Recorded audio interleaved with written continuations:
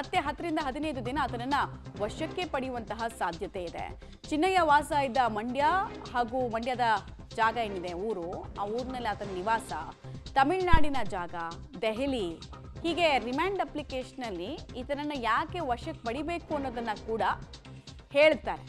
ಮಹಜರ್ ಪ್ರಕ್ರಿಯೆ ಬಾಕಿ ಇದೆ, ಪೂರ್ತಿ ಪ್ರಕ್ರಿಯೆ ಆಗಿಲ್ಲ ಮಹಜರು. ಆಮೇಲೆ ಎರಡನೇದು ಎದುರು ಬದ್ರು ಮಾಡಬೇಕಾಗಿದೆ.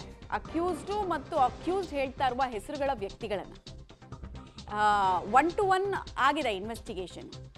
ಈಗ ಪ್ಯಾರಲಲ್ ಆಗಿ ಇಬ್ಬರನ್ನೂ ಕೂರಿಸಿ ಎದುರು ಬದ್ರು ಮುಖಾಮುಖಿ ಮಾಡಿ ಇಬ್ಬರಲ್ಲಿ ಯಾರು ಸತ್ಯ ಹೇಳ್ತಿದ್ದಾರೆ ಅನ್ನೋದು ಕ್ರಾಸ್ ವೆರಿಫಿಕೇಶನ್ ಮಾಡಬೇಕಾಗಿದೆ. ಆಮೇಲೆ ಸುಮಾರು ಸ್ಟೇಟ್ಮೆಂಟನ್ನು ಈತ ಬಾಯ್ಬಿಟ್ಟಿರೋದ್ರಿಂದ ಅದೆಲ್ಲ ನಿಜಾನ ಸುಳ್ಳ ಅನ್ನೋದು ಕೂಡ ತಿಳ್ಕೊಳ್ಳುವಂತಹ ಅಗತ್ಯತೆ ಪ್ರಕರಣದಲ್ಲಿ ಇದೆ. ಚಾರ್ಜ್ ಶೀಟ್ ಸಲ್ಲಿಕೆ ಮಾಡೋಕ್ಕೂ ಮುಂಚೆ, ಪ್ರಕರಣದ ರಿಪೋರ್ಟನ್ನು ಕೋರ್ಟ್ಗೆ ಕೊಡೋದಕ್ಕೂ ಮುಂಚೆ ಇದೆಲ್ಲ ಆಗಬೇಕಾಗಿದೆ. ಒಂದು ಕೋರ್ಟ್ ಡೈರೆಕ್ಷನ್ಸ್ ಇರೋದ್ರಿಂದ ಕೋರ್ಟ್ಗೂ ಕೂಡ ತನಿಖಾ ವರದಿಯನ್ನು ಕೊಡಬೇಕಾಗತ್ತೆ.